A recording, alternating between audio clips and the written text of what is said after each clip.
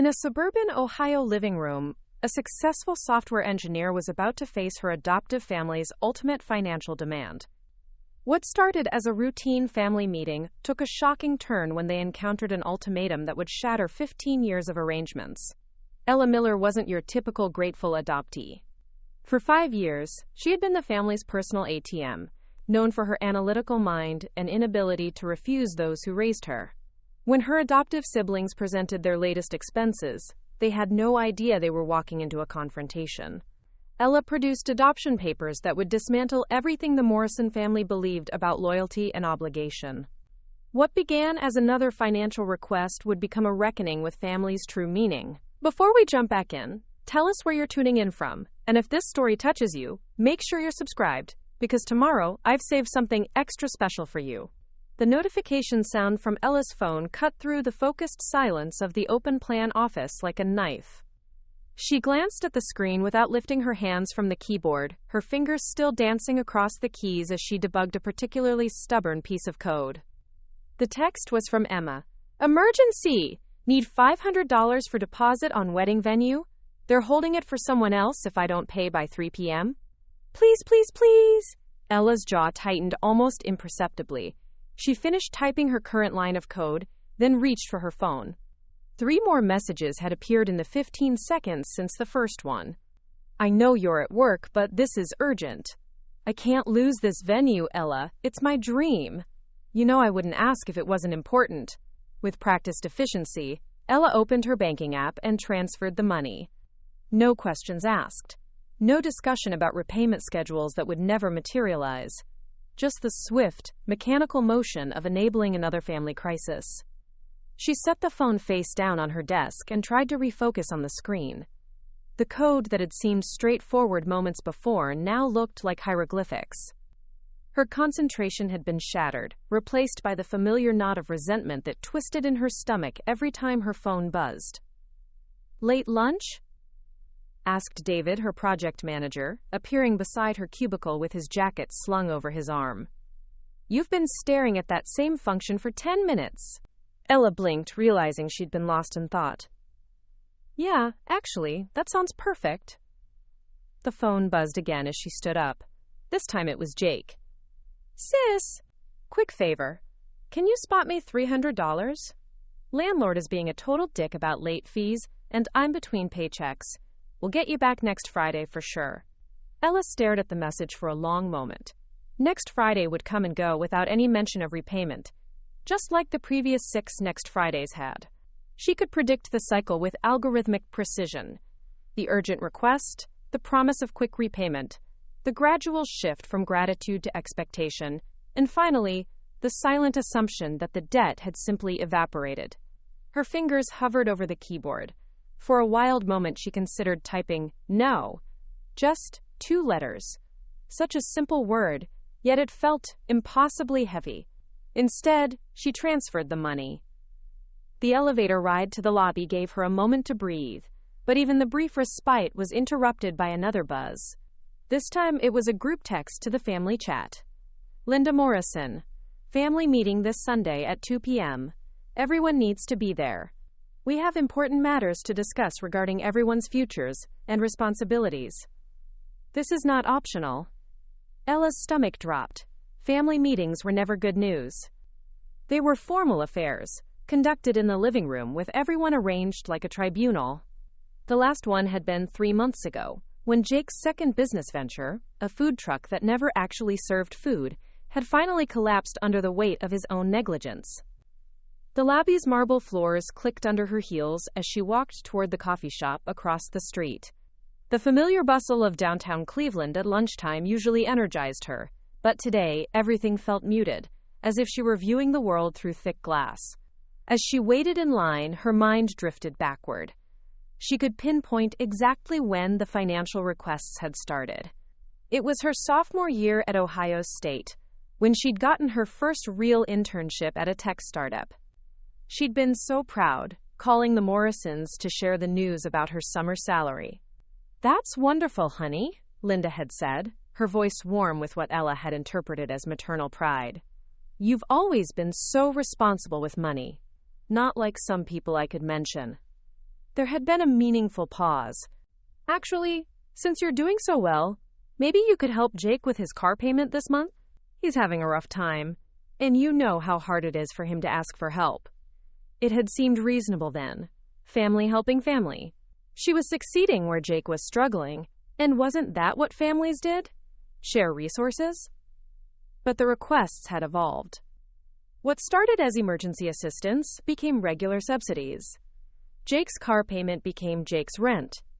Emma's textbooks became Emma's shopping sprees. Robert's one-time medical bill became Robert's monthly prescriptions, even though his insurance covered most of it. The most insidious part was how they'd stopped feeling like requests and started feeling like obligations. The gratitude had faded, replaced by expectation. Her success wasn't celebrated. It was calculated. Every promotion, every raise, every bonus was viewed through the lens of how much more she could contribute to the family fund. "Can I help you?" The barista's voice jolted her back to the present. "Large coffee, black," she said automatically. As she waited for her order, her phone buzzed again. Another message from Linda. "Just wanted to make sure you got my message about Sunday. We really need to discuss your role in supporting Jake's new venture and Emma's wedding expenses. You've been such a blessing to this family, and we want to make sure you understand how much we're counting on you going forward." The coffee suddenly tasted bitter in her mouth. Your role in supporting. Not, "Would you consider," or "We'd love your help if possible."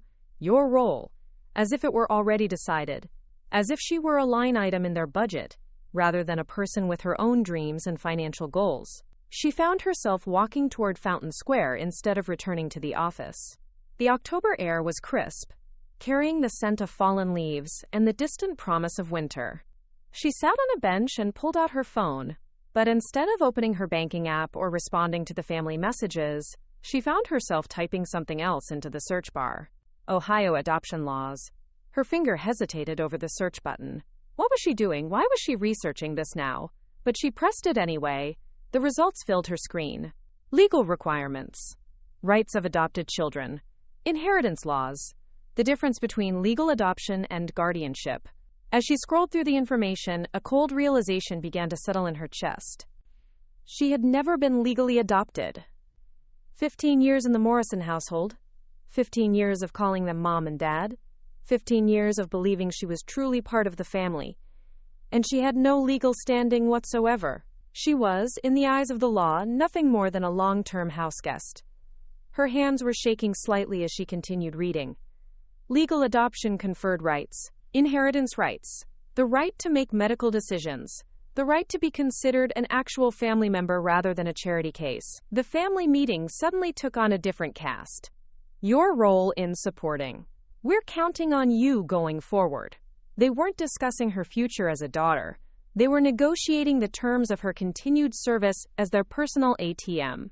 A memory surfaced unbidden. She was 15, sitting in the guidance counselor's office, filling out paperwork for college preparation programs. The counselor had asked for her parents' information, and Ella had started to write Morrison in the family name section. "Actually, honey," Linda had interrupted gently, "you might want to use Miller for these forms. There are sometimes complications with financial aid when the names don't match, and we want to make sure you get every opportunity available to you." At the time, it had seemed like practical advice. Now, she wondered if it had been something else entirely. A way to ensure that her educational expenses remained her own responsibility rather than a family obligation. The afternoon sun was slanting lower when she finally returned to the office. Her phone had buzzed several more times. Jake asking about his money, Emma sending screenshots of wedding dresses that cost more than Ella's monthly rent, Robert forwarding medical bills with apologetic emojis. She handled each request with mechanical efficiency, transferring money, responding with brief acknowledgments, maintaining the role she'd been trained to play. But something fundamental had shifted. With each transaction, she wasn't just sending money, she was buying herself time to think. As her workday wound down, she found herself staring at her computer screen, but her mind was elsewhere. The adoption laws page was still open in a browser tab, and she kept clicking back to it, absorbing details about legal rights and family status. The Morrison house had never felt like home, in the way she'd imagined other families' homes felt. There had always been an underlying current of impermanence, a sense that her place there was conditional on her continued usefulness. She'd attributed it to trauma from losing her biological parents, to her own insecurities about belonging. But what if it wasn't her imagination? What if the feeling of being an outsider was based in legal reality? Her phone rang, startling her from her thoughts. Linda's name appeared on the screen. "Hi, Mom," she answered, the word feeling strange in her mouth. "Ella, sweetie, I wanted to talk to you about Sunday's meeting." Linda's voice carried that particular tone she used when she was managing a situation. "I know these family discussions can sometimes feel overwhelming, but I want you to remember how much you mean to all of us. What exactly are we going to be discussing?" There was a pause that lasted a bit too long. "Well, Jake has this amazing new opportunity, a tech consulting business that's perfect for his skills. And Emma's wedding is coming up so fast. You know how these things can get expensive." Another pause. "We've been so blessed to have you as part of our family, and now that you're doing so well in your career, we want to talk about how we can all work together to support each other going forward." The words hit her like a cold wave. Support each other. As if the flow of money hadn't been entirely unidirectional for the past 5 years. "How long-term are we talking about?" Ella heard herself ask. "Oh, as long as needed. Family takes care of family, right? That's what we've always taught you." Linda's voice carried a slight edge now, as if Ella's question had been inappropriate. "You've never had to worry about anything, because we've always been here for you. Now it's your turn to be here for us." After she hung up, Ella sat in the growing darkness of her cubicle, long after her colleagues had gone home. The Adoption Law's website glowed on her screen, filled with information about legal rights and family obligations. Real obligations, the kind that went both ways. She'd spent 15 years believing that gratitude was the same thing as family, that her success was somehow owed to them, that her financial independence was really just an extension of their generosity. But as she read about the legal definition of family, about the rights and responsibilities that came with actual adoption, a different picture began to emerge. One where love wasn't conditional on financial contribution, where family membership didn't require constant proof of worthiness. The family meeting was 2 days away. For the first time in her adult life, Ella Miller began to consider what it might mean to show up not as a grateful charity case, but as someone with the legal standing to demand equality, or the power to walk away entirely. Marcus's hand tightened around his coffee cup as Ella finished recounting the phone call with Linda. The Saturday morning bustle of the coffee shop seemed to fade into background noise as he processed what his best friend had just told him. "So let me get this straight," he said, leaning forward across the small table. "They're calling a family meeting to discuss your role in supporting everyone, and you've never actually been legally adopted?" Ella nodded, her fingers tracing the rim of her untouched latte. 15 years, Marcus. 15 years of believing I was actually part of the family, and I'm legally nothing more than a houseguest who's overstayed her welcome." The cemetery visit that morning had left her raw and reflective. Standing at her biological parents' grave for the first time in 2 years, she'd found herself apologizing to 2 people who couldn't hear her, apologizing for forgetting them, for letting their memory become secondary to her desperate need to belong somewhere else. "I kept thinking about what they would want for me," she continued, her voice barely above a whisper. "My real parents. Would they want me spending my life paying for the privilege of being loved?" Marcus set down his cup with deliberate care. His social work training had taught him to recognize the signs of financial abuse, but seeing it happen to someone he cared about made his professional detachment impossible to maintain. "Ella, what you're describing, it's textbook financial exploitation. In my line of work, we see this pattern all the time, especially with vulnerable individuals who feel indebted to their caregivers."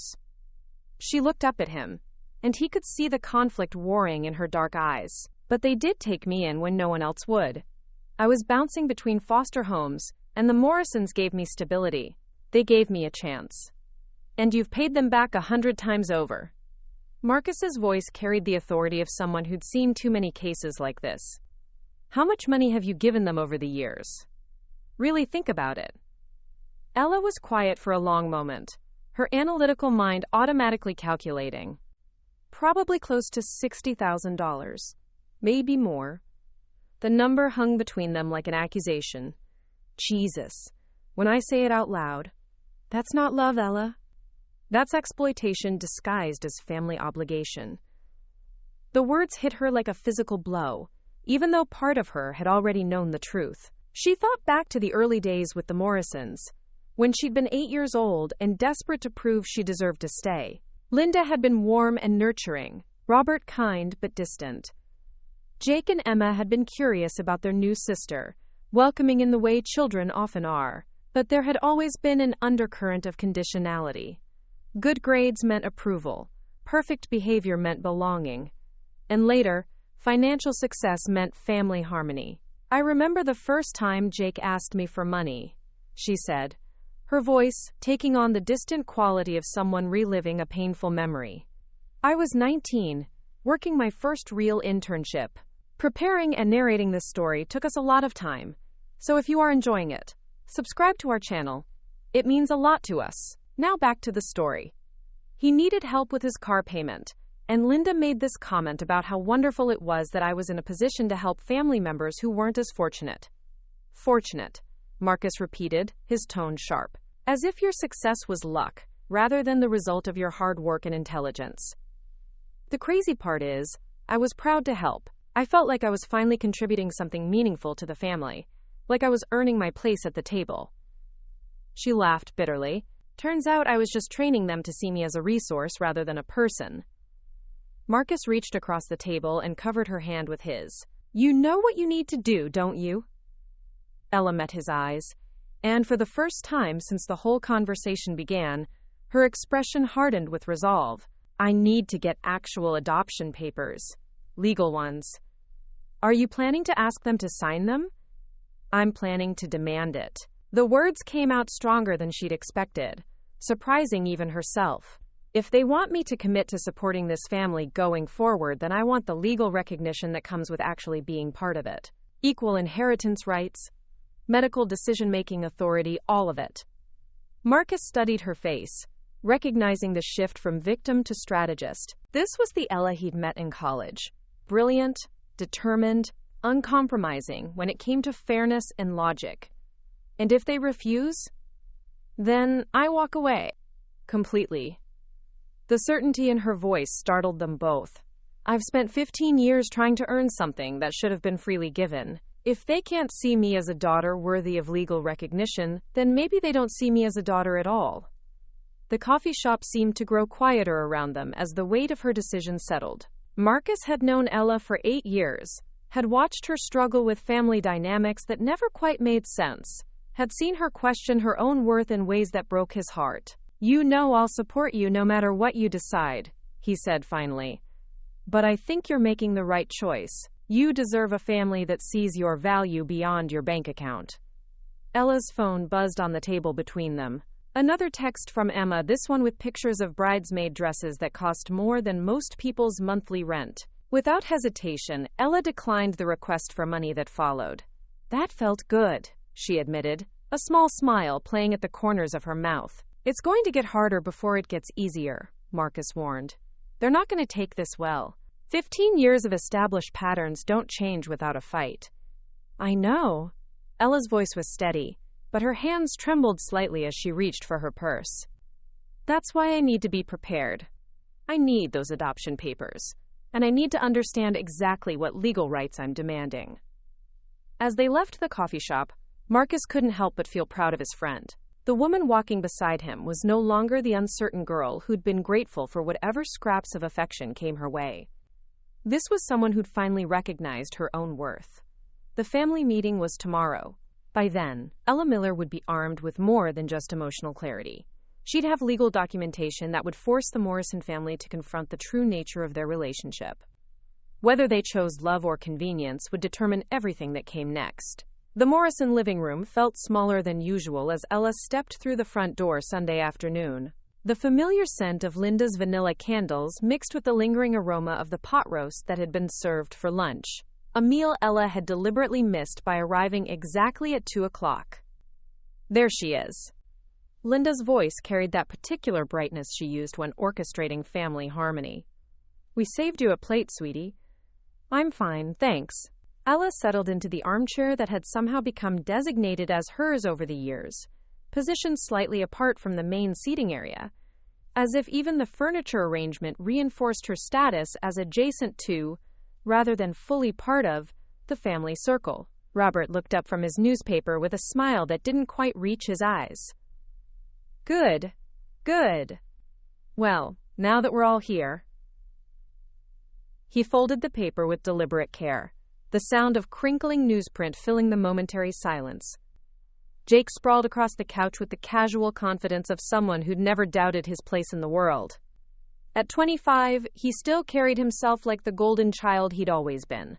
Charming smile, expensive haircut funded by someone else's money, designer jeans that cost more than most people's weekly grocery budget. Emma perched on the edge of the love seat, her laptop open to what appeared to be a wedding planning website. Even from across the room, Ella could see spreadsheets filled with numbers that made her stomach clench with familiar dread. "So," Linda began, settling into her usual spot with the practiced ease of someone accustomed to running meetings, "I know these family discussions aren't always the most comfortable, but they're necessary. We're at a point where we need to talk seriously about everyone's futures and how we can best support each other."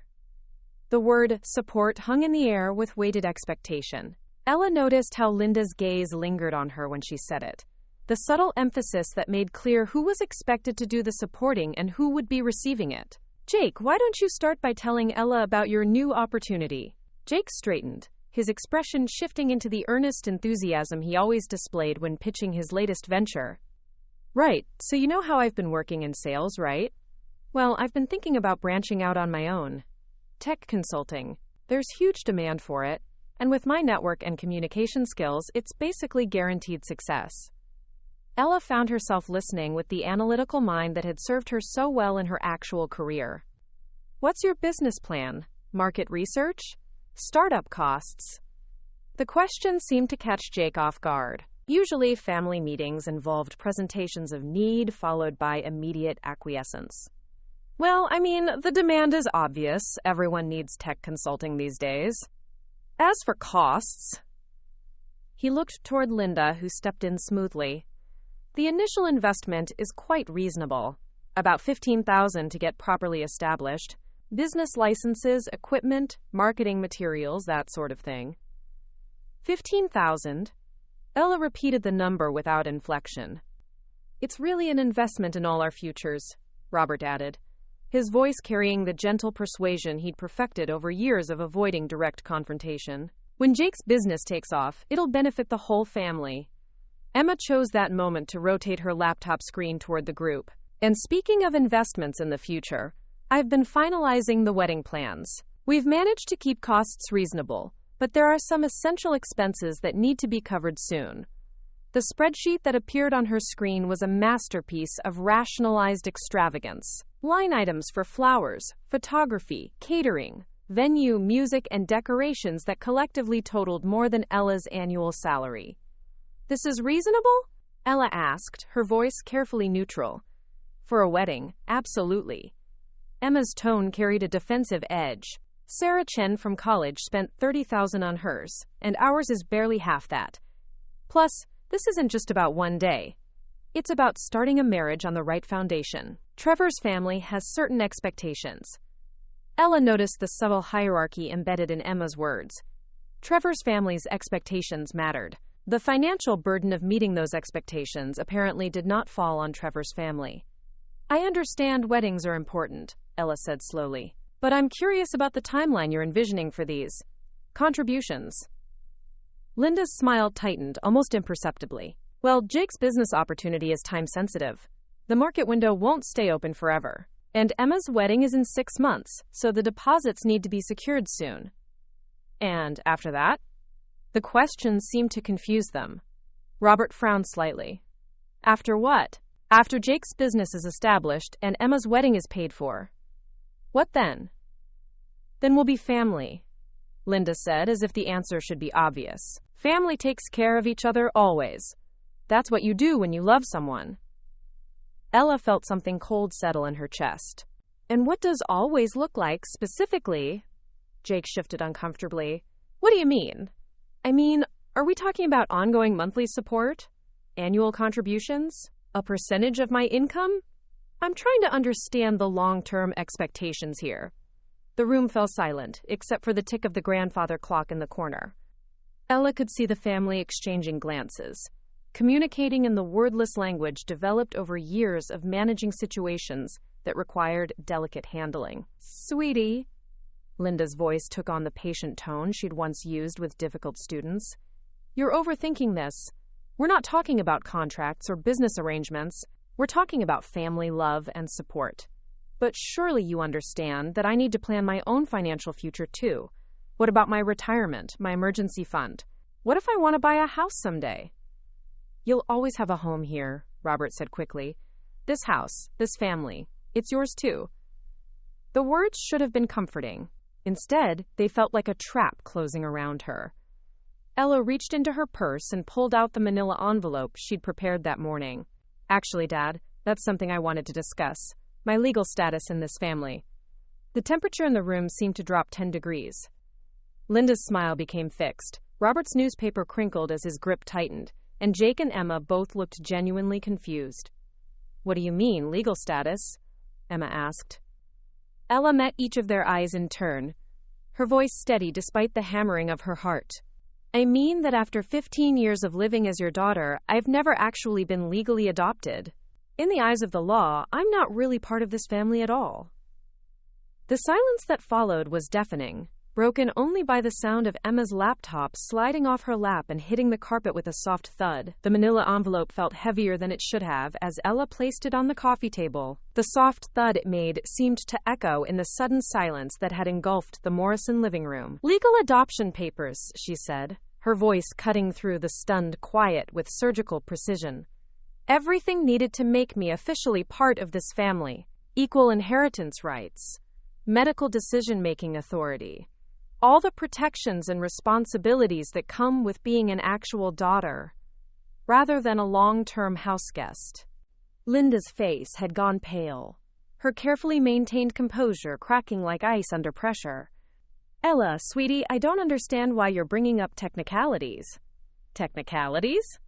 Ella's voice rose slightly, the first real emotion she'd allowed herself to show.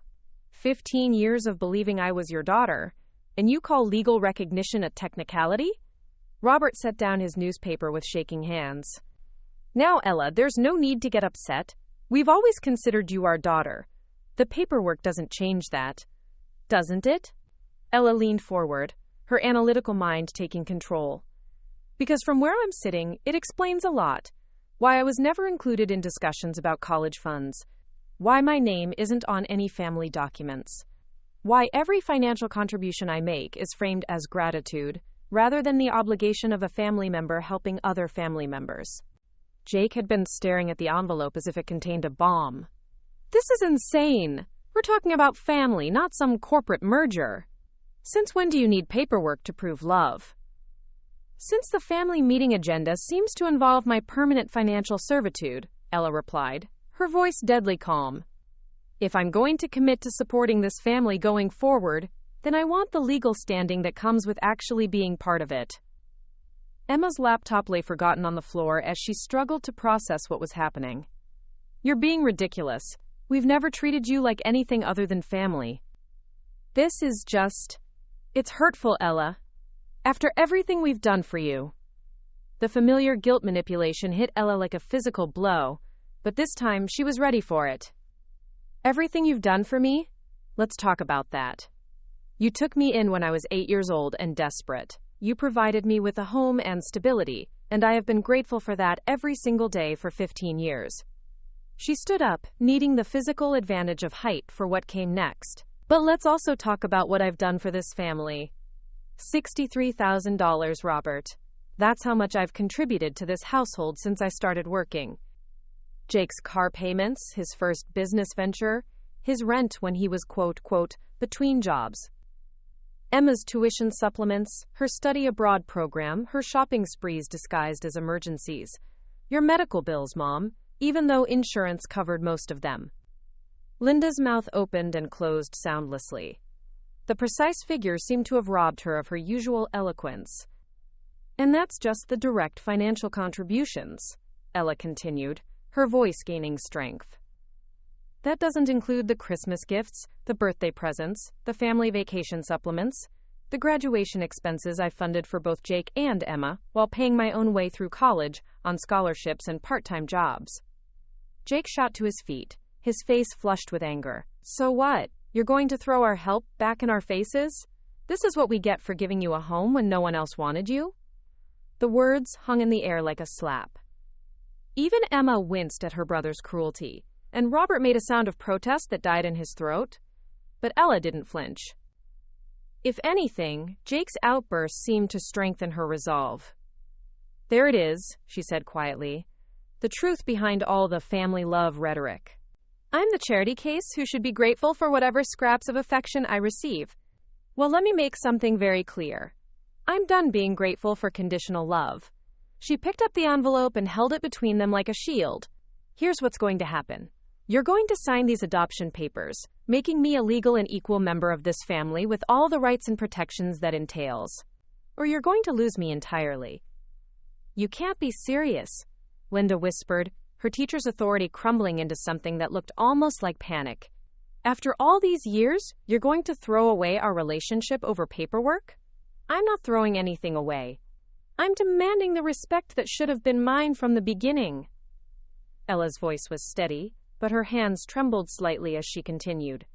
If you want me to function as a daughter, contributing financially, emotionally supporting this family, being here for holidays and celebrations and family meetings about everyone's futures, then treat me like a daughter, legally, officially, permanently.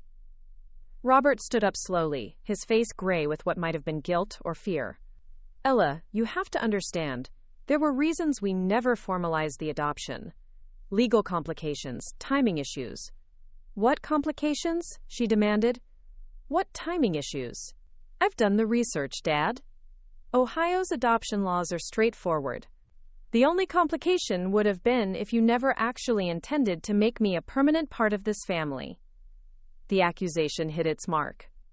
Robert's shoulders sagged as 15 years of good intentions and procrastination caught up with him.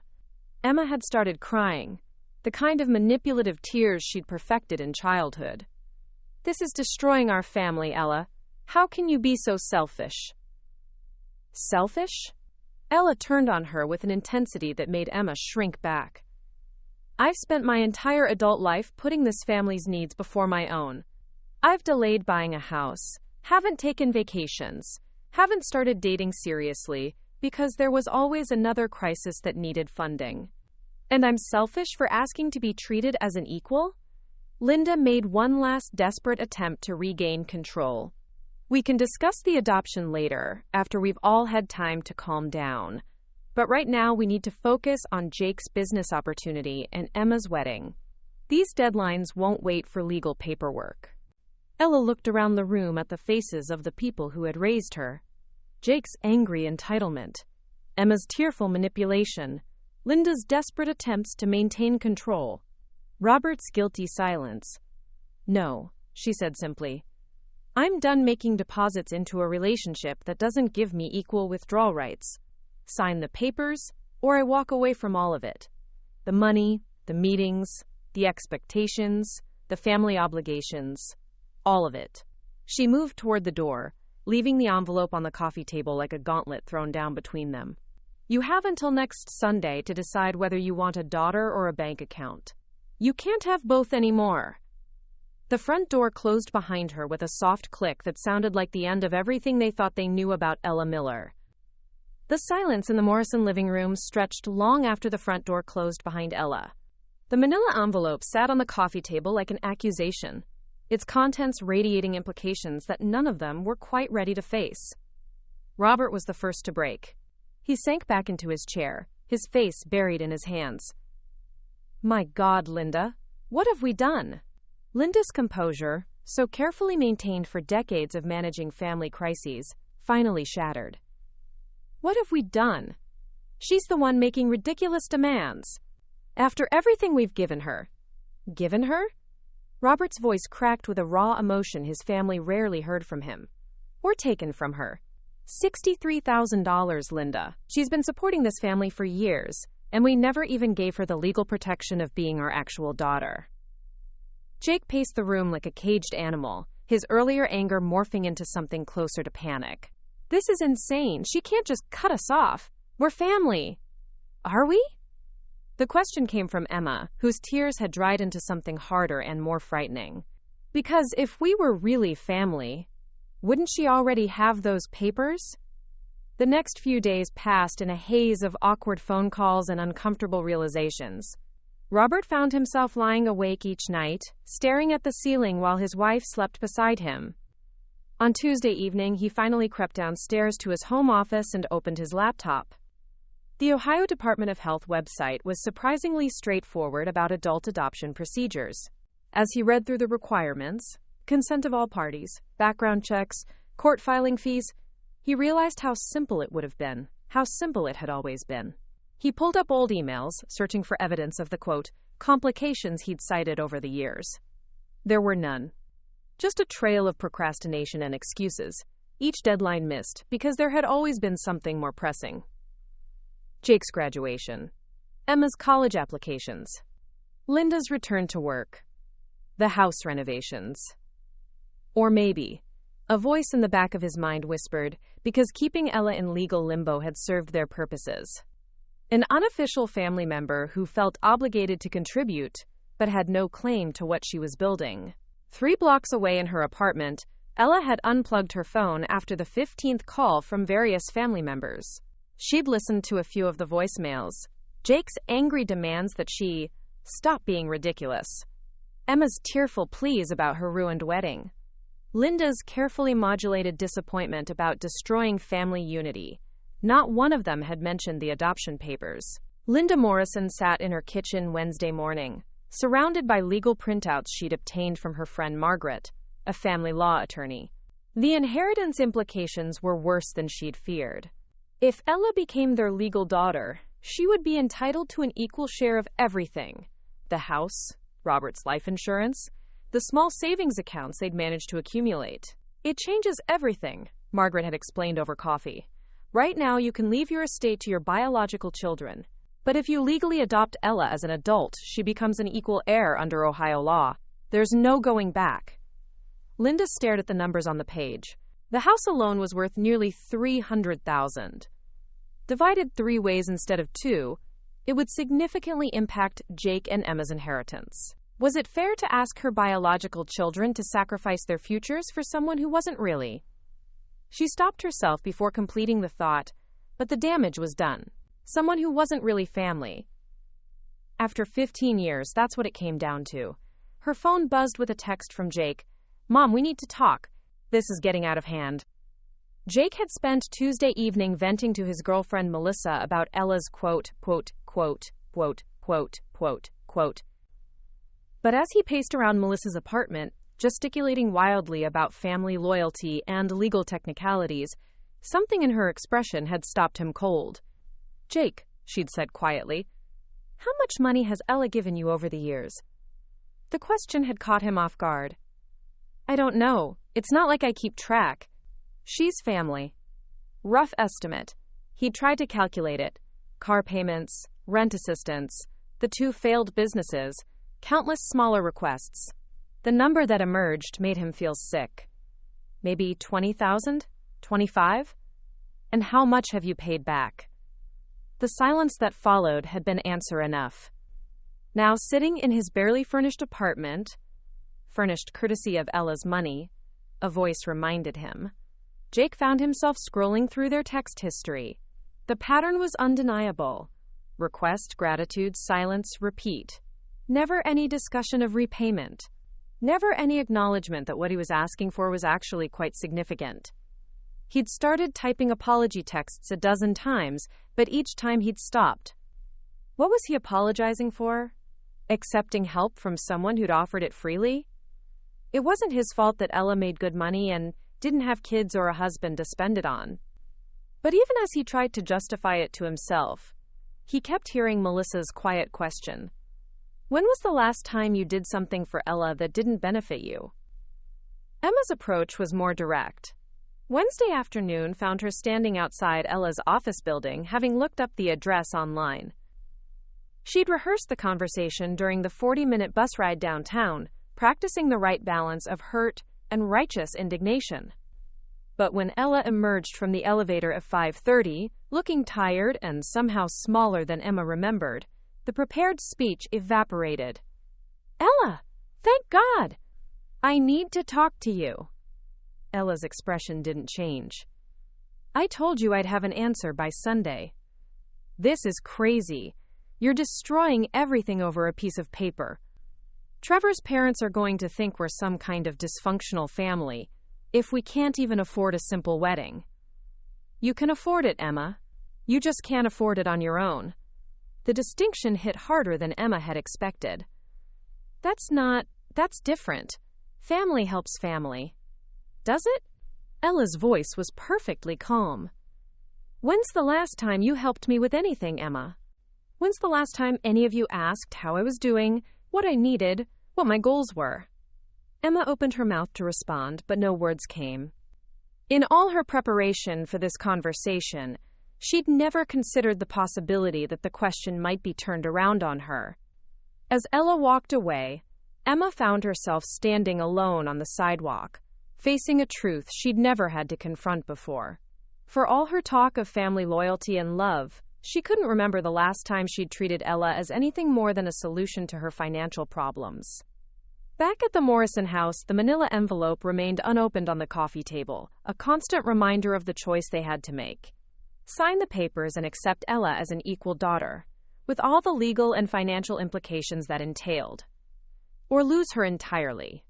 For the first time in 15 years, the Morrison family was being forced to decide what Ella Miller was actually worth to them. The clock was ticking towards Sunday, and none of them were prepared for the answer they were discovering. The knock on Ella's apartment door came at 7:30 Thursday evening, firm and decisive in a way that made her pause her dinner preparation. Through the peephole, she saw a figure she hadn't expected. James Morrison, Robert's father, standing in the hallway with his weathered hands clasped behind his back. She opened the door slowly, taking in the sight of the 72-year-old man who had always seemed larger than life during family gatherings. Tonight, he looked every one of his years, his usually straight shoulders slightly stooped, his silver hair disheveled as if he'd been running his hands through it. "Grandpa Jim," she said, the childhood nickname slipping out automatically. "This is unexpected. May I come in, Ella? I think we need to have a conversation." She stepped aside, watching as he took in her small but meticulously organized apartment. His eyes lingered on the framed photo of her biological parents on the bookshelf, then moved to her computer setup, where multiple monitors displayed code she'd been working on for a freelance project. "Coffee?" she offered, falling back on the hospitality that had been drilled into her since childhood. "Thank you." He settled onto her couch with the careful movements of someone whose body had been shaped by decades of physical labor. "You've built a nice life for yourself here." Ella poured 2 cups from the pot she'd made earlier, her hands steady despite the surreal nature of the situation. In 15 years, James Morrison had never visited her anywhere. Their interactions had been limited to family gatherings, where he'd always been kind but distant, treating her with the same polite courtesy he showed to neighbors and family friends. "I suppose Robert told you about Sunday's meeting," she said, settling into the chair across from him. James studied her face with the keen intelligence that had built a successful construction business from nothing. "He did, though I suspect his version and yours might differ considerably." "What's your take on it?" "That depends." He sipped his coffee, his calloused hands making the delicate mug look like a toy. "Mind if I ask you something that might be difficult to answer?" Ella nodded, bracing herself. "How much money have you given this family over the years?" "Real numbers, not the sugar-coated version I'm sure I've been getting." The directness of the question caught her off guard. In all her mental preparation for family confrontations, she hadn't expected James to cut straight to the financial reality. "Around 63,000, she said quietly. "Maybe more. I stopped calculating exactly because it was making me angry." James was silent for a long moment, his weathered face unreadable. And how much have they paid back? Nothing. It was never framed as loans. Always emergencies. Always family helping family. Jesus Christ. He set down his coffee cup with more force than necessary. $63,000. From a girl who paid her own way through college and started with nothing.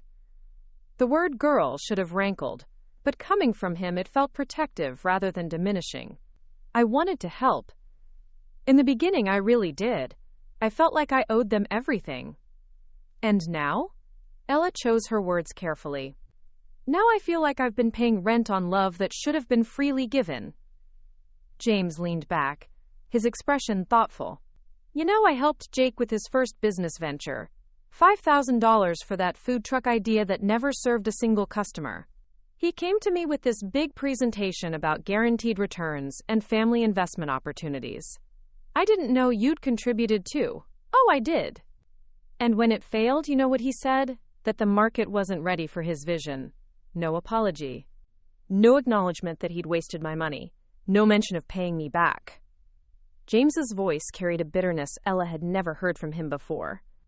Made me start thinking about the pattern of who gives and who takes in this family. The admission hung between them, creating an unexpected bond. For the first time, Ella didn't feel like she was facing the Morrison family alone. Those adoption papers, James continued, that was smart. Forced everyone to look at the legal reality instead of hiding behind emotional manipulation. You think I'm being unreasonable? James was quiet for so long that Ella began to wonder if he'd heard the question. When he finally spoke, his voice carried the weight of 7 decades of experience. I built my business from nothing, Ella. Started with a hammer and a pickup truck. Worked 16-hour days for 20 years to give my family security. You know what I learned? People will take advantage of your generosity until you teach them not to. He stood up and walked to her bookshelf, picking up the photo of her biological parents. These your folks? Yes. They died when I was 7. They look like good people. Young. He studied the image for a moment before setting it back down. What do you think they'd want for you? The question hit her unexpectedly hard. I don't know. I barely remember them sometimes. I think they'd want you to be treated with respect. I think they'd want you to build a life where your worth wasn't measured by your bank account. He turned to face her fully. And I think they'd be proud of the woman you've become, despite everything. Tears she hadn't expected started gathering in her eyes. In 15 years of family conversations, no one had ever referenced her biological parents as real people, with real wishes for her future. You're going to support my ultimatum, aren't you? She said, reading the decision in his weathered face. I'm going to do more than that. I'm going to make it clear to Robert and Linda that if they don't sign those papers, they'll have bigger problems than losing your financial contributions. His voice carried the authority of a man who'd been the family patriarch for decades. Because if they can't see your value beyond your usefulness, then they don't deserve you. James moved toward the door, then paused. One more thing, Ella. That money you've given them over the years? Stop thinking of it as an investment in family love. Start thinking of it as tuition. Tuition? For learning what real family looks like, and what it doesn't. He opened the door, then looked back one final time. Your biological parents would be proud of you for finally demanding better. After he left, Ella sat in her quiet apartment, feeling something she hadn't experienced in years. Not the desperate gratitude of someone trying to earn their place, but the solid certainty of someone whose worth had been recognized by a person whose opinion mattered. For the first time since Sunday's confrontation, she began to believe that demanding equality wasn't selfish. It was long overdue. The Morrison household felt like a pressure cooker on the verge of explosion Friday morning. Robert sat at the kitchen table, staring at his untouched coffee, while Linda moved around the kitchen with sharp, agitated movements that made every dish and utensil sound like an accusation. Your father has lost his mind, she said, slamming a cabinet door harder than necessary. Coming home last night, talking about how we need to do right by Ella, and face the truth about our behavior, as if we're the ones being unreasonable. Robert looked up from his coffee, his face drawn with exhaustion. He'd barely slept after his father's visit, James's words echoing in his mind like an uncomfortable truth he could no longer ignore. Maybe he has a point, Linda. Maybe we have been... Don't you dare. Linda's voice cut through his sentence like a blade. Don't you dare side with her against your own family. Against your own children. She is one of my children! The words exploded out of Robert with a force that surprised them both. Or she should be. God, Linda, what kind of people are we that we took in an 8-year-old girl and never bothered to make her legally ours? Linda's face went pale, then flushed with anger. We gave her everything. A home, stability, love. Conditional love. Robert stood up abruptly, his chair scraping against the kitchen floor. Love that came with a price tag attached. Love that required her to prove her worth over and over again. That's not. Linda started, but Robert wasn't finished. When was the last time we asked about her dreams, Linda? Her goals? Her future plans that didn't involve funding ours? His voice cracked with 15 years of suppressed guilt. When was the last time we treated her like a daughter instead of a resource? The kitchen fell silent, except for the hum of the refrigerator and the distant sound of traffic outside. Linda stared at her husband as if seeing a stranger. You're really going to do this, she whispered. You're going to choose her over us. I'm choosing what's right over what's convenient. Robert's voice was steadier now, carrying a conviction Linda hadn't heard from him in years. And if you can't see the difference, then maybe that's the real problem. Upstairs, Emma had been listening to the argument through the thin walls, her heart racing with a panic she couldn't quite name. She grabbed her phone and called Jake, her voice trembling when he answered. They're fighting about the adoption papers. Dad wants to sign them. Mom is losing her mind. Shit. Jake's voice was thick with sleep. It was barely 9 a.m. Okay, we need to do damage control. Can you get Mom on our side? I think she already is. It's Dad who's the problem. Grandpa Jim got to him somehow. Emma twisted her bedsheets between her fingers. Jake, what if they actually sign those papers? What happens to us? The question hung in the air, loaded with implications neither of them wanted to voice. If Ella became their legal sister, entitled to equal inheritance, their own financial futures would be significantly diminished. The house they'd always assumed would be theirs someday would have to be shared. The modest savings their parents had accumulated would be divided 3 ways instead of 2. We can't let that happen, Jake said finally. We need to remind them who their real children are. Emma felt a chill at the coldness in her brother's voice, but desperation made her compliant. What do you want me to do? Work on Mom. Remind her about the inheritance implications. Get her thinking about our futures versus Ella's demands. Jake was fully awake now, his voice taking on the calculated tone he used when manipulating situations to his advantage. I'll handle Dad. Maybe it's time he remembered exactly how much I need that business loan.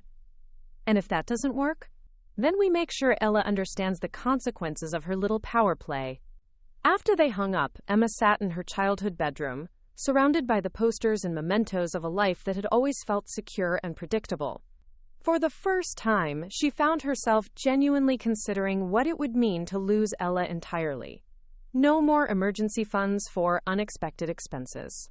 No more safety net when her retail therapy got out of hand. No more big sister figure to call when she needed advice, even if that advice usually came with financial assistance attached. The realization hit her like a physical blow. She genuinely cared about Ella, but she'd never learned to separate that caring from financial dependency. The thought of having to navigate adult life without Ella's support terrified her almost as much as the thought of sharing her inheritance. Downstairs, Linda sat alone at the kitchen table, Robert having left for work in a cloud of righteous anger. She pulled out her phone and scrolled through her contacts until she found Margaret's number. I need to understand something, she said when her lawyer friend answered. If we don't sign those adoption papers, what are our legal obligations to Ella? Can she sue us for the money she's contributed over the years? Margaret's pause was telling. Linda, are you really thinking about this in terms of legal liability? This is your daughter we're talking about. She's not my daughter. The words came out harsher than Linda had intended. Not legally. That's the whole point of this ridiculous ultimatum. But you've treated her as your daughter for 15 years. You've accepted financial support from her, included her in family decisions, presented her to the world as your child. Margaret's voice carried a professional caution Linda didn't like hearing. A good attorney could make an argument for financial elder abuse, especially given the power dynamic between an adoptive family and someone who is aging out of foster care. The implications hit Linda like ice water. Not only could they lose Ella's future financial support, but their past acceptance of her money could potentially be construed as exploitation. I need to think about this, Linda said, ending the call abruptly. As she sat in her empty kitchen, Linda Morrison faced a truth she'd been avoiding for 15 years. They'd taken in a vulnerable child and slowly, systematically, turned her into a financial resource, while denying her the legal protections of actual family membership. The worst part was that she'd convinced herself it was love. Her phone buzzed with a text from Emma. "Mom, we need to talk. Jake has ideas about how to handle this." Linda stared at the message, recognizing the beginning of a family war she wasn't sure she wanted to fight, especially when she was no longer certain which side was right. Outside, the autumn wind rattled the windows of the house that might no longer belong entirely to the Morrison biological family, carrying with it the sound of change that could no longer be avoided. The waiting room of Dr. Rachel Huang's office felt charged with nervous energy Tuesday afternoon. The Morrison family sat in carefully arranged positions, Robert and Linda on opposite ends of a couch, Jake slumped in a chair with his arms crossed, Emma perched anxiously on the edge of her seat, and Ella sitting slightly apart from the group, her posture straight and composed. Marcus had recommended Dr. Huang specifically for her expertise in adoptive family dynamics and financial boundaries. "She's seen this before," he'd assured Ella. "She'll cut through the emotional manipulation and help everyone see the patterns clearly." Dr. Huang entered with the calm confidence of someone accustomed to navigating family minefields. She was younger than Ella had expected, perhaps mid-40s, with intelligent eyes behind wire-rimmed glasses, and a presence that commanded immediate respect. "Thank you all for coming," she said, settling into her chair with practiced ease. "I understand there's been some significant tension in your family recently. Before we begin, I want to establish some ground rules. Everyone will have a chance to speak without interruption. We're here to understand perspectives, not to assign blame." Linda shifted uncomfortably. "Doctor, I think it's important you understand that this situation has been blown out of proportion. We're a loving family dealing with some communication issues." "I appreciate that perspective, Mrs. Morrison. We'll explore all viewpoints today." Dr. Huang turned to Ella. "Would you like to start by explaining what brought us here?" Ella took a measured breath, her analytical mind organizing the facts with clinical precision. "For the past 5 years, I've provided approximately $63,000 in financial support to this family. Last Sunday, they requested indefinite ongoing support for new expenses, and I responded by asking to be legally adopted. The request was met with shock and resistance." $63,000, Dr. Huang repeated, making a note. "Over how many transactions would you estimate?" "Dozens. Car payments, rent assistance, business investments, educational expenses, medical bills, wedding costs, everyday emergencies." Ella's voice remained steady. "Never loans.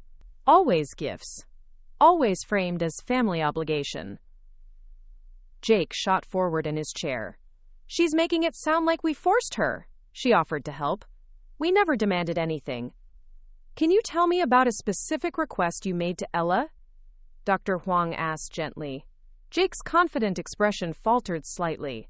Well, there was my car payment a few years ago, but I was struggling, and she was doing well.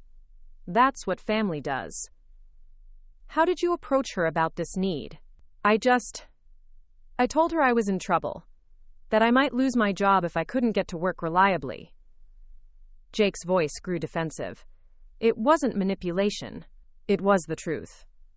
"And did you discuss repayment terms?" The silence stretched uncomfortably long. It wasn't that kind of arrangement. Dr. Huang turned to Emma. What's your perspective on the financial dynamics in your family?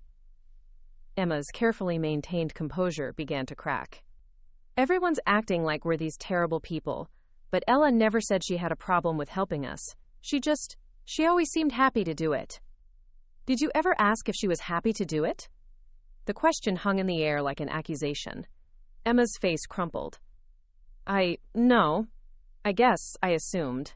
She never complained.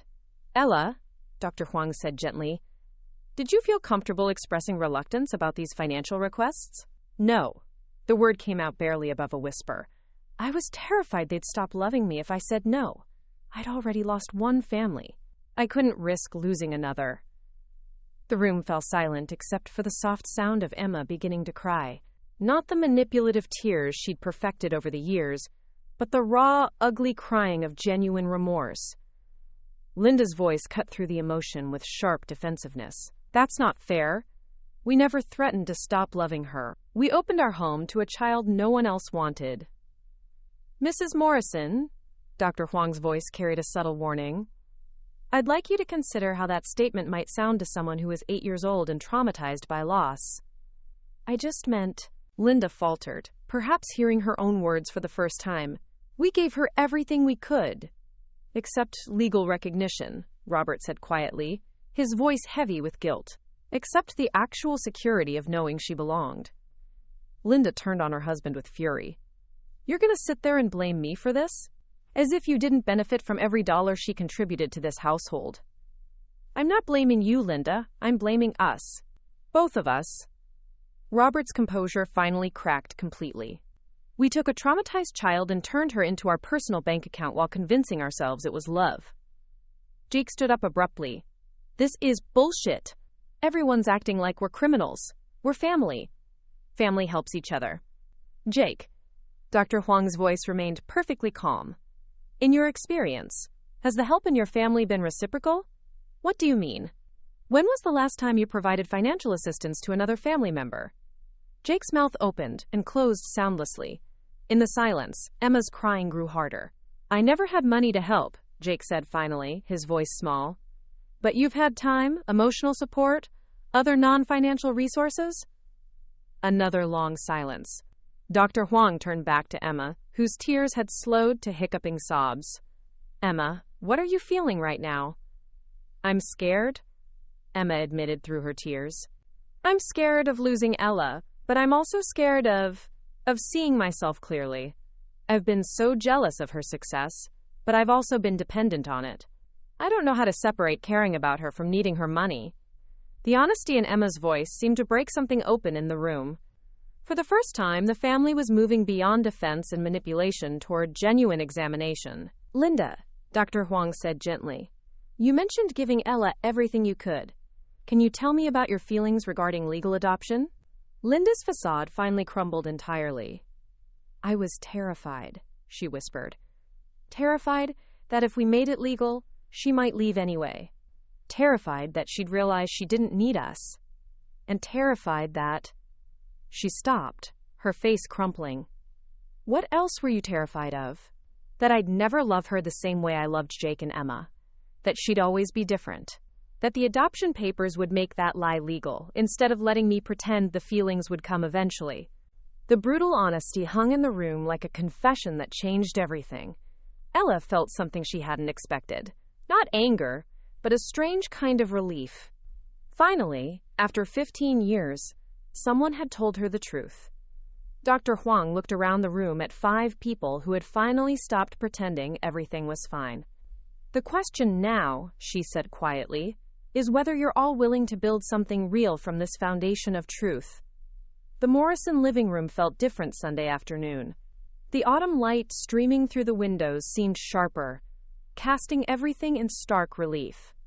The manila envelope still sat on the coffee table where Ella had left it a week ago, but now it felt less like an ultimatum and more like a doorway, one they would either walk through together or close forever.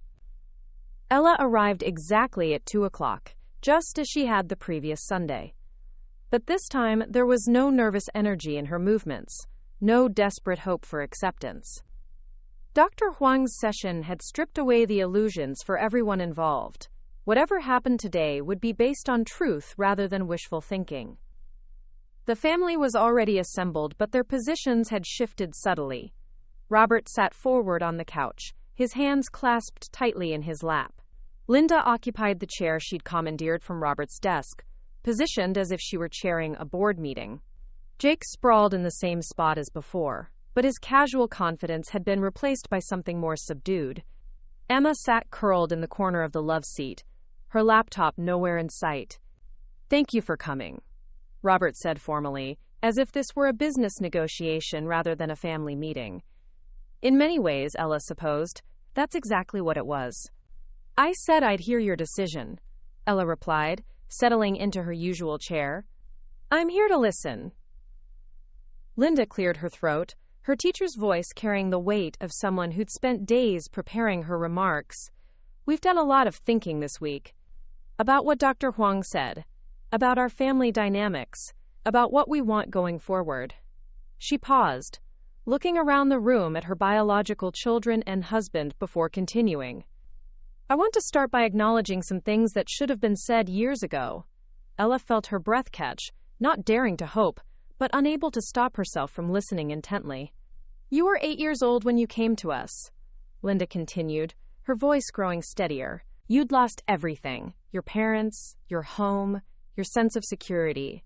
And instead of giving you the one thing that could have made you feel truly safe, legal adoption, we gave you conditional belonging." The admission hung in the air like something fragile and precious. "I told myself it was about timing, about bureaucracy, about waiting for the right moment. But Dr. Huang helped me see the truth." Linda's voice cracked slightly. "I was afraid that if we made you legally ours, you might realize you didn't need us. So I kept you in limbo, dependent on our approval, always trying to earn what should have been freely given." Jake shifted uncomfortably in his seat. "Mom, you don't have to." "Yes, I do," Linda's teacher voice cut through his interruption. "Because this isn't just about legal papers. It's about 15 years of treating Ella like a resource instead of a daughter." Robert took over, his voice heavy with guilt. "I've spent the week going through old emails, old conversations, trying to find evidence of the complications I claimed were preventing your adoption. There weren't any, Ella. I procrastinated because it was easier to keep things as they were." "Easier how?" Ella asked quietly. Robert's face reddened with shame. "Easier to accept your financial help without the legal obligations that come with being your actual father. Easier to let you support this family without having to give you equal say in family decisions. Easier to benefit from your success without acknowledging your right to inherit what you were helping to build." The honesty was brutal and necessary. Ella found herself studying each face, looking for signs of genuine remorse versus calculated manipulation. Emma spoke next, her voice small and shaky. "I've been thinking about what Dr. Huang asked me. About separating caring from needing. And I realized I don't know how to love you without also depending on you financially." Tears started gathering in her eyes again. "That's not love. That's something else, something selfish and gross." "The wedding?" Ella asked. "Cancelled." Emma's voice was firmer now. "Well, postponed. Trevor and I are going to have a small ceremony we can actually afford. His parents aren't thrilled, but maybe it's time I stopped making decisions based on other people's expectations." Jake had been silent through the other confessions, his expression cycling through emotions Ella couldn't quite read. When he finally spoke, his voice lacked its usual charm and confidence. "I've been thinking about something Melissa said to me. She asked when I'd last done something for you that didn't benefit me somehow." He looked directly at Ella for the first time since she'd arrived. "I couldn't answer her. 15 years. And I couldn't think of a single time I genuinely helped you without expecting something in return." "Jake," Ella started, but he held up a hand. "Let me finish. Please." He took a shaky breath. "I've spent my entire adult life expecting you to fund my dreams while I called it family loyalty. And when you finally demanded actual family recognition in return, I called you selfish." His voice broke. "I'm sorry, Ella. I'm sorry for treating you like an ATM. I'm sorry for taking your generosity and turning it into obligation. And I'm sorry it took almost losing you entirely for me to see what I was doing." The room fell silent, except for the distant sound of neighborhood children playing outside. Ella found herself studying the faces of the people who'd raised her, looking for signs of genuine change versus performance designed to manipulate her back into compliance. "So what are you asking for?" she said finally. Robert reached for the manila envelope, his hands trembling slightly as he opened it for the first time. The adoption papers spilled out onto the coffee table. Official documents that would legally transform their family structure forever. "We're asking for the chance to be your real family," he said quietly. "Not because you support us financially, but because we choose each other. All of us. Equally." Linda pulled out a pen from her purse, her movements deliberate and decisive.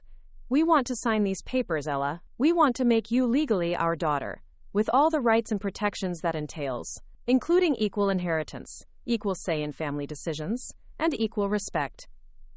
And if I choose not to provide financial support going forward?" Ella asked, her voice steady despite the enormity of the moment.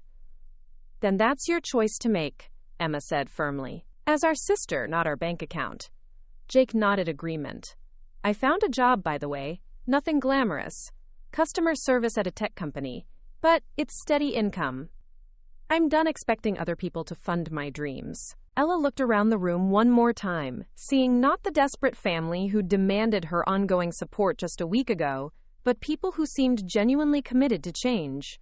It wasn't perfect. Trust would have to be rebuilt slowly, and old patterns wouldn't disappear overnight, but it was real in a way their relationship had never been before. "Okay," she said simply. "Let's make this official." As Linda signed the first page of the adoption documents, Ella Miller felt something she'd never experienced before. The certainty that she belonged somewhere, not because of what she could provide, but because of who she was. For the first time in 15 years, she was about to become someone's actual daughter. 6 months later, the Morrison family gathered around the same dining room table where so many fraught conversations had taken place, but everything felt fundamentally different. The spring light filtering through the window seemed brighter, and the easy chatter filling the room carried none of the underlying tension that had characterized their interactions for years. "Pass the potatoes, please," Jake said to Ella, who handed them over with a smile that reached her eyes for the first time in recent memory. "Thank you, brother," she replied, the word carrying weight and warmth that made both of them pause for a moment. The legal adoption had been finalized 3 months ago in a courthouse ceremony that none of them would ever forget. Judge Patricia Wells had looked over the paperwork with raised eyebrows. Adult adoptions were unusual, especially when the adoptee had been living as family for 15 years, but she'd signed the documents with a smile. "It's never too late to make love legal," she'd said, stamping the final page that transformed Ella Miller into Ella Morrison, with all the rights and protections that came with it. Robert had cried during the ceremony, tears he'd been holding back for 15 years finally spilling over as he realized what they'd almost lost through their own selfishness and fear. Linda had stood straight and proud, her hand on Ella's shoulder with a possessiveness that felt protective rather than controlling for the first time. Now, watching his family, his complete, legal family, share Sunday dinner, Robert felt a peace he hadn't experienced since before his own father had died when he was young. "How's the new apartment?" Linda asked Emma, who was cutting her chicken with the careful movements of someone still learning to cook for herself. "Tiny but mine," Emma replied with genuine satisfaction. "Trevor and I are splitting the rent, and I'm actually managing to save money working at the marketing firm. It's weird, being responsible for my own finances, but good, weird." The small wedding had taken place 2 months ago in the community center, decorated with flowers from Linda's garden and catered by a local deli. It had been beautiful in its simplicity, Emma radiant in a dress she'd found on sale, Trevor beaming as they exchanged vows they'd written themselves, and both families genuinely celebrating rather than performing obligation. Ella had given them a generous but reasonable wedding gift, one that came with a card reading, Because I want to, not because I have to. Love, your sister. Speaking of work, Jake said, setting down his fork with evident pride, I got promoted to team lead this week. Comes with a raise and everything. The customer service job he'd taken at the tech company had turned out to be a perfect fit for his communication skills and natural charisma. For the first time in his adult life, he was succeeding through his own efforts rather than other people's money. That's wonderful, honey, Linda said, her maternal pride genuine and uncomplicated. You've worked so hard for it. Jake had indeed worked hard, arriving early and staying late, treating his job with the seriousness he'd never applied to his entrepreneurial ventures. The difference, Ella had realized, was that this success belonged entirely to him. Actually, Jake continued, his voice carrying a nervousness that made everyone look up, I have something else to tell you. I've been saving money from my paychecks, and I want to start paying Ella back for some of the money I borrowed over the years. Ella started to protest. The family therapy sessions had established that moving forward required letting go of past debts, but Jake held up his hand. I know we said we were starting fresh, but I need to do this. Not all of it, obviously, that would take decades. But something. A gesture that acknowledges that what I took wasn't just family help. It was Ella's hard-earned money that she gave me when she could have used it for her own dreams. He pulled out an envelope from his jacket pocket, his hands shaking slightly. It's not much. $500. But it's the first installment on taking responsibility for my actions. Ella stared at the envelope, then at her brother's face. This wasn't manipulation or performance. This was genuine accountability, something she'd never expected to see from him. Jake, you don't have to. Yes, I do. Not because you're demanding it, but because I need to prove to myself that I can be the kind of man who pays his debts. The gesture meant more than the money itself. It represented a fundamental shift in how Jake saw himself and his relationship with responsibility. There's something else, Robert said, his voice carrying the weight of a long-considered decision. Your mother and I have been updating our wills. Since you're now legally our daughter, you're entitled to equal inheritance, but we wanted to discuss how to handle the house specifically. Ella felt her stomach tighten, old anxieties about belonging and worth starting to surface, but Robert's next words stopped them cold. We want to leave you the house, Ella, not because we owe it to you, but because you're the one who's invested the most in maintaining it over the years. Jake and Emma will inherit the savings accounts and life insurance equally, but the house should be yours. Dad, that's too much. Ella started, but Linda interrupted. It's not too much. It's appropriate. You've put more money into this house than Jake and Emma combined. And more importantly, you've treated it like home when we sometimes made you feel like a guest. Emma nodded agreement. It makes sense, Ella. Plus, someone needs to take care of Mom and Dad when they're old and cranky, and you're obviously the most responsible one. Hey, Robert protested with mock indignation, earning laughter from around the table. As the evening wound down and the dishes were cleared, Ella found herself standing in the kitchen, where she'd received so many demanding text messages and guilt-laden phone calls. But tonight, the same space felt warm and welcoming, filled with the comfortable chaos of a family who genuinely cared about each other's well-being. Her phone buzzed with a text from Marcus. How was family dinner? She smiled as she typed back. Different. Better. Real. Looking around at her family, her real, legal, chosen family, Ella Morrison felt something she'd been searching for her entire life. Not the desperate gratitude of someone trying to earn their place, but the quiet certainty of someone who belonged exactly where they were. The adoption papers had given her legal recognition, but the months of honest communication and changed behavior had given her something more valuable, the knowledge that love didn't require payment and family didn't require proof. For the first time in her life, Ella was home. Up next, you've got 2 more standout stories right on your screen. If this one hit the mark, you won't want to pass these up. Just click and check them out. And don't forget to subscribe and turn on the notification bell so you don't miss any upload from us.